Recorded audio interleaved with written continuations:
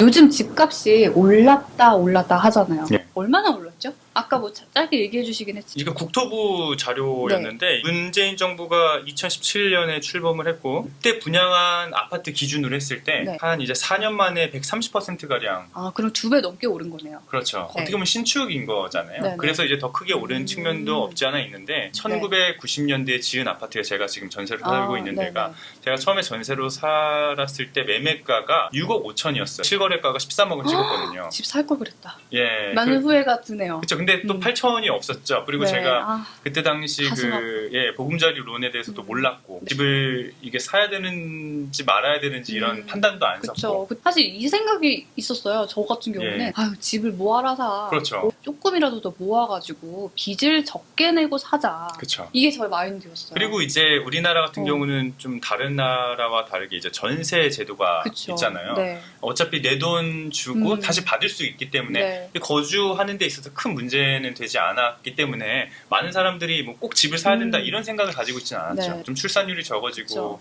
인구도 줄 거다 이렇게 하다 보니까 집값은 결국 떨어진다 이런 논리로 많은 사람들이 좀 접근을 했던 것 같아요. 이 부동산 시장에 맞아요. 대해서. 지금 이렇게 저도 가끔가다 취재 지방에 네. 가다 보면은 진짜 지방에는 많이 떨어진 데도 있어요. 예. 근데 요즘 뭐 대구 이런 데도 난리도 아니에요. 그러니까 광역시나 이제 그런 곳은 네. 엄청나요. 음. 예, 아직도 소위 임장을 하러 가게 네. 되면은 부동산 아주머니들한테 네. 이제 여쭤보면은 뭐 매물이 나왔다 그러면은 바로바로 사간다고 하더라고요. 바로. 특히나 이제 규제 지역이 아닌 곳에는 더욱 그런 게 심화된 상황이고요. 부동산원에서 이제 자료를 냈는데 이제 기사를 보면은 상승폭 줄었다. 네. 아, 그런 집값- 얘기 많이 나와요. 네. 상승폭이 줄었다는 것과 하락했다는 것은 굉장히 다른 그쵸. 거거든요. 하락이 아니라 상승하는데 폭이 줄었다는 줄었다. 거예요. 이만큼 올랐다가 조금 줄었다. 예, 전주 대비 0.02%포인트가 줄었다는 거잖아요. 0.3%는 어떻게 보면 오른 거예요.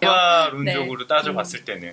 그런데 이제 이걸 가지고 상승폭이 줄었으니까 집값 하락의 어떤 전조 증상이다. 이렇게 좀 판단하는 경우도 있는데 모르겠어요. 그게 집값이 뭐 상승할 거다 하락할 것이다. 제가 그거를 판단하는 거는 좀 약간 무리가 있죠. 신의 영역이죠. 근데 여전히 그럼에도 불구하고 집값은 지금도 좀 상승하고 있다. 이런 말씀을 드리고 지금 싶어요. 이 순간에도 집값은 오르고 있습니다. 근데 집 살 때 빼놓을 수 없는 게 대출이다 보니까 맞습니다. 누가 현금을 모아서 사요. 그러다 보니까 저도 지금 내가 얼마가 있고 집값은 얼마고 이걸 생각할 수밖에 없는데 안타깝게도 요즘은 집값은 이만큼 올랐는데 대출 비중을 조금 네. 지금 규제한다. 이것 네. 때문에 제 주위도 난리가 났어요. 아직 네. 집을 못 사신 분들 같은 경우는 어떻게 해야 되나. 네. 뭐 지금 고민, 뭐 신용대출도 요즘 또 예. 옥죄고 있다고 하니까. 최근에 이제 어때요, 신용대출로 요즘? 해가지고 전에 이제 그동안 이제 규제 지역에서 뭐 신용대출을 끼거나 뭐 어떤 집을 살 때 그 자금 마련 계획서를 써요.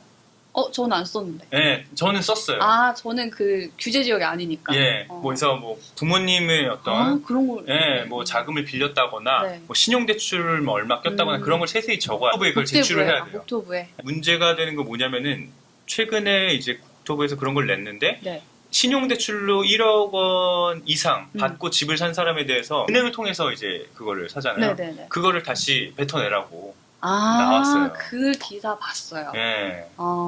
그러니까 이제 신용대출 1억 이하는 뭐 어느 정도 이제 수용하겠다, 용인하겠다 이런 건데 1억 원 이상으로 신용대출 산 사람들은 이제 이걸 집 내야 살려고 돼요. 빌렸는데 그럼 뱉어내야 되는. 그렇죠. 그러니까 소위 영끌에서 산 사람들은 정말 힘들어지는 상황이 된 거죠. 어디서 나요, 그럼 그 돈은?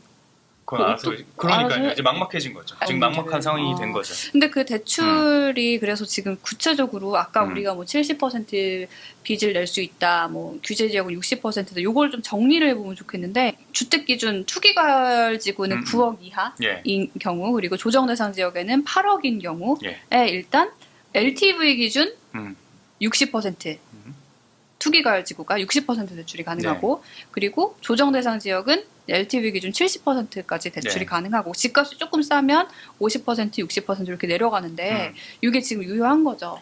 그러니까 이것도 근데 요즘 뭐 DSR로 한다, 뭐 기준을 막 갑자기 LTV에서 DSR로 한다, 뭐 이런 얘기도 있던데 이거 정리 좀 해주시면 좋을 것 같아요. 어려워가지고. 그러니까 이제 기본적으로 그 LTV는 40%까지밖에 나오지 않습니다. 근데 이제 이게 완화가 됐다기보다는 이제 투기 과열 지구더라도 네. 실수요 무주택자에 한해서 내가 집 없는데 실제 살 살 거야. 거다. 예, 그래서 2년 동안 살아야 돼요. 그 집. 2년 동안 살기만 하면. 예, 그 조건이 있어야 되고 네. 이 조건에 또 들어가려고 하면은 이제 아까 말씀드린 대로 부부 합산 소득이 네, 1억 원 이상을 넘어가면 안 되는 안 거죠. 되고. 예.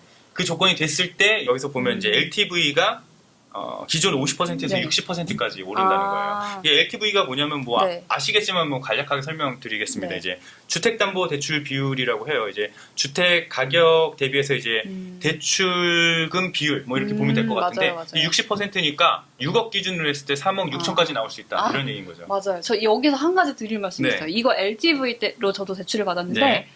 우리 집값이 내가 5억에 사니까 네. 5억일 거야 하고 70% 대출이 된다니까 예. 그럼 요만큼 되겠다고 은행에 갔는데 은행에서 네. 그 집 5억짜리 아니에요.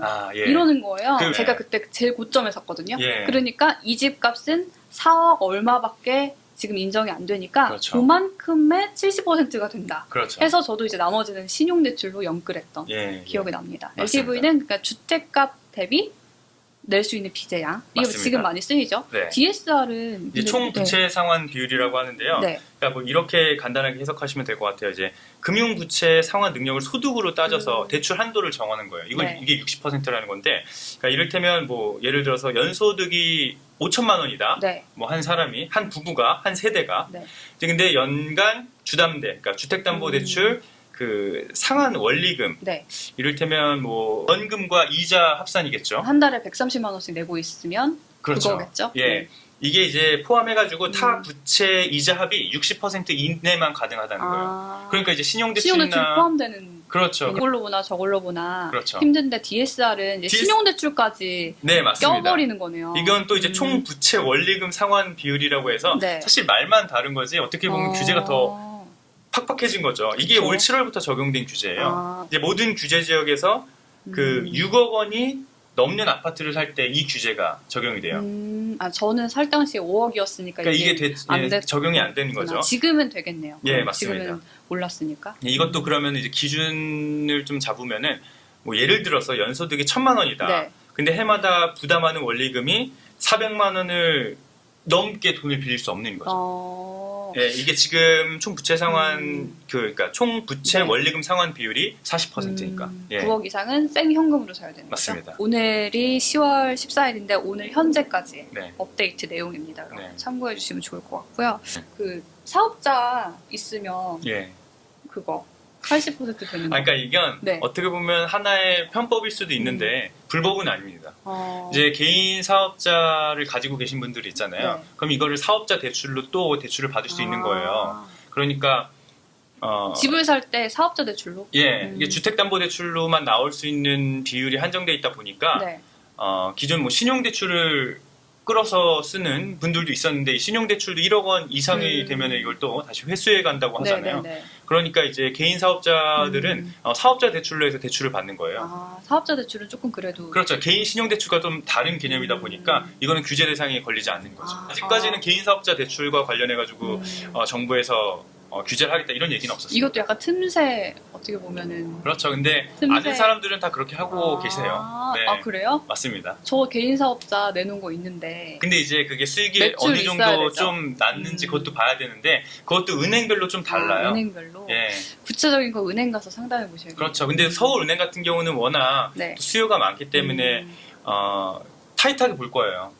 그래서 이제 저도 네. 조언을 좀 들었던 게 서울이나 수도권 지역 같은 경우는 좀 한도가 초과가 됐죠. 대출 네네. 그 가지고 있는 한도가. 근데 이제 지방에 여전히 좀 잔고가 있는 상황이라 지방에 가면은 좀 수월하게 대출을 받을 수 있다 이런 얘기를 하시더라고요. 그 서울에 집 사는데 지방 가서 대출 받고 이게 가능한가요? 그렇죠. 그래요? 예. 지방 금융권에서는 오히려 더 좋아할 수 있죠. 아. 어차피 주택 담보 대출이라고 하는 게 말 그대로 내가 그쵸. 살려고 하는 주택을 담보로 하는 건데 지방에서 영업을 하고 있는 은행들도 이자 수익이 있어야 그쵸. 되니까. 오히려 서울이면 더 반기겠죠. 그거 안 되면 경매로 넘어가고 그걸로 해서 이제 수익을 올리면 되는 거니까. 그런 이야기가 있는데 어쨌든 요거는 여러분들 좀 각자 들으셨다가 정확한 내용은 좀 은행 가서 상담해 보시는 걸로 예. 네, 하면 좋을 것 같습니다. 원래는 네. 전세 자금 대출을 좀 규제하겠다 이런 뭐 가계부채를 네. 전반적으로 우리나라 전체 가계 대출을 6% 넘지 않겠다고 이제 네. 발표를 하면서 전세 자금 대출까지도 이걸 규제하겠다는 얘기가 있었잖아요. 제가 그 전에 그거 설명해 드릴게요. 제가 그거 확인해 왔거든요. 예. 9월 금융시장 동향 한국은행에서 발표한 거. 지금 우리의 가계부채가 얼마나 많이 늘었나 요걸 발표를 했는데 6조 5천억이 9월에 늘었대요. 6조 조입니다. 기준금리 인상했잖아요. 8월 달에. 맞습니다. 근데 8월보다 기준금리 인상한 후에 더 대출이 늘었습니다. 주택담보대출 한 달 만에 5조 7천억 늘었고요. 기준금리 인상했는데도 불구하고 주택담보대출이나 전세대출이나 줄어들 기미는 보이지 않은 상황이에요. 예, 그래서 맞습니다. 가계부채 총량을 관리해야겠다라는 얘기가 나온 거고 예. 이걸 한 6에서 7% 정도로 규제하겠다고 한 건데 NH 농협은행이 전세 대출을 해주지 않겠다고 이제 ෂut다운을 했죠. 대출과 저 그거 관련해서. 보고 진짜 깜짝 놀랐어요. 네. 근데 뭐 농협은 물론 뭐 지금 공기업은 아니지만 그래도 많이 좀 연결이 돼 그쵸. 있죠. 그렇기 때문에 기업에서 어떤 금융과 관련해서 정책을 좀 내놓을 때 네. 항상 즉각 좀 반응을 하는 그런 측면이 있고 이제 또 여기에다 이제 하나은행까지도 그렇게 되면서 이게 좀 큰 이슈였어요. 네. 시중은행까지도 지금 전세 대출을 막게 되면은 전세 사는 사람들 도대체 앞으로 어떻게 사냐, 월세 살라는 거냐 이런 얘기가 많이 나왔었잖아요. 네. 근데 마침 이런 게 논란이 되다 보니까 오늘이었죠. 이제 문재인 대통령도 이거와 관련해서 얘기를 했어요. 전세 대출과 관련해서 세입자들의 어떤 중심으로 해서 전세 대출에 규제는 하지 말라. 예, 그리고 금융위원회에서도 이와 같은 내용으로 발표를 했습니다. %대 관리를 목표로 하는 기조는 이어가도록 하겠습니다. 다만 전세대출 부분에 있어서 그 부분에 대해서 유연하게 대응을 하다 보면 6%대가 넘을 수도 있을 것 같습니다. 그 부분은 용인을 하려고 합니다. 이제 전세와 부동산 얘기로 좀 넘어가 볼까 해요. 이런 뉴스 봤어요. 가을에 전세 대란이 심화될 거다. 네. 라는 뉴스에 대해서 네. 어떻게 보십니까? 뭐 이제 가을 이사철이고 뭐 지금 날씨 너무 좋고 이사철이잖아요. 네. 전세값이 계속 오르고 있는 상황이고 예. 뭐 매물은 줄고 네. 대출은 약간 뭐 풀어준다고 하지만 옥죄 있는 상태고 전세값이 진짜로 오르고 있다고 하는데 예. 더 심화될까요? 어떻게 전문가들은 보고 있을까요? 일단은 지금 3기 신도시와 관련해서 정부에서 여러 공급 대책을 내놓고 있잖아요. 뭐 임대주택도 내놓겠다. 근데 이제 3기 신도시 사전 청약이 이제 오는 15일에 2차 사전 청약이 있어요. 그런데 이제 문제는 뭐냐면은 3기 신도시 사전 청약이 되면은 그 무주택 자격의 요건을 갖춰야 되잖아요. 그렇죠. 네? 3기 신도시 공급이 그럼 언제 되느냐? 빠르게 이제 고양시 어떤 창릉 같은 경우는 2025년에 한다고 하고 있거든요. 3년 남았네요. 그렇죠. 근데 이제 굉장히 빠른 것 같지만 실제로 거기 가보면요. 언제 기다려요? 3년을? 이거를 현금청산이라고 해서 이제 토지 매매 계약을 해서 기존에 이제 토지주들과 이제 계약을 해서 정부에서 이거를 사서 이제 여기다가 아파트를 줘야 되는데 이게 수월하냐? 근데 실제로 가보면요. 거기 토지주들의 얘기를 들어보면 팔 생각이 없어요. 아, 그래요? 굉장히 비싸게 팔려고 하겠죠. 그쵸. 땅 주인이라면 당연히 그렇죠. 또. 만약에 판다고 하더라도 비싸게 팔게 되면 분양가는 당연히 높아질 수밖에 없는 거죠. 아, 그럼 지금 3기 신도시를 할 예정인 곳들이 지금 아예 토지 매입 때문에 난항을 겪고 있는 상황이다. 그렇죠. 난항도 아니에요. 난항 단계까지도 가지 그래요? 못한 상황인 거죠. 난항이라는 건 이제 협상 테이블에 앉아서 어떤 이야기를 하는데 문제가 생기는 건데 이제 거기 단계까지도 가지 않은 상황인 거죠.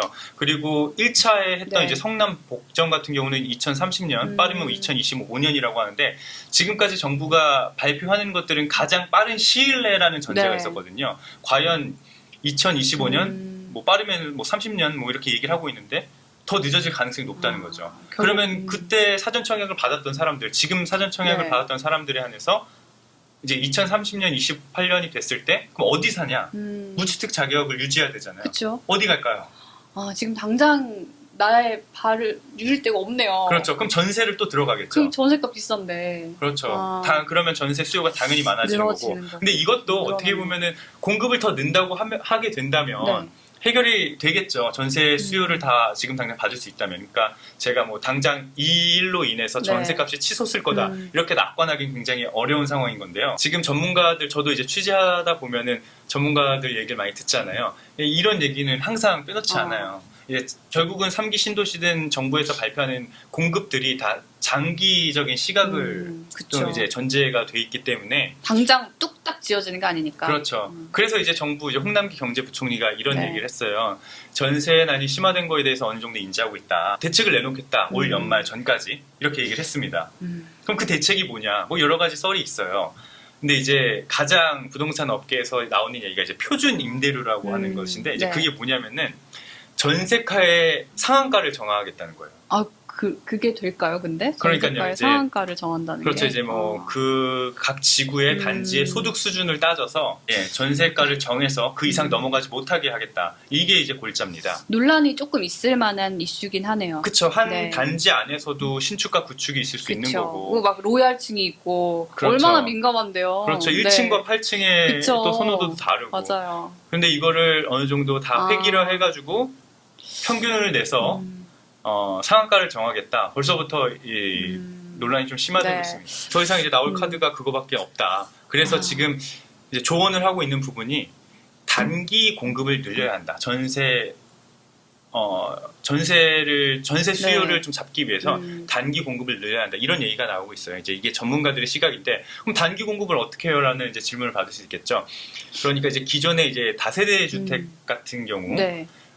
이런 것들을 빨리 매입을 해서 매입해서 재임대하는. 이제 재임대하는 그런 어떤 순환이 있어야 3기 신도시까지 수월하게. 버틸 수 있는 거네요. 여력이 그렇죠. 생기는 거예요. 근데 그 제도 이미 있잖아요. 맞습니다. 근데 저도 알아봤거든요. 예. 근데 또 제가 살만한 집을 찾기가 너무 힘들더라고요. 그렇죠. 이제 사람마다 문제입니다. 또 이제 눈높이가 네, 또 눈높이가 다르기도 있고. 하고 높고 낮음을 떠나서 이제 기존에 뭐 아시겠지만 네. 뭐 34평 살았다가 20평대로 가는 것도 줄이는 건 굉장히 힘들죠, 아무래도. 쉽지 않잖아요. 네. 특히나 이제 아이 키우는 가족 입장에서는 더 그게 어렵고요. 맞아요. 이 영상을 홍남기 총리님께서 보셔야 됩니다. 네. 그럼 어떻게 좀 해보세요. 힘 좀.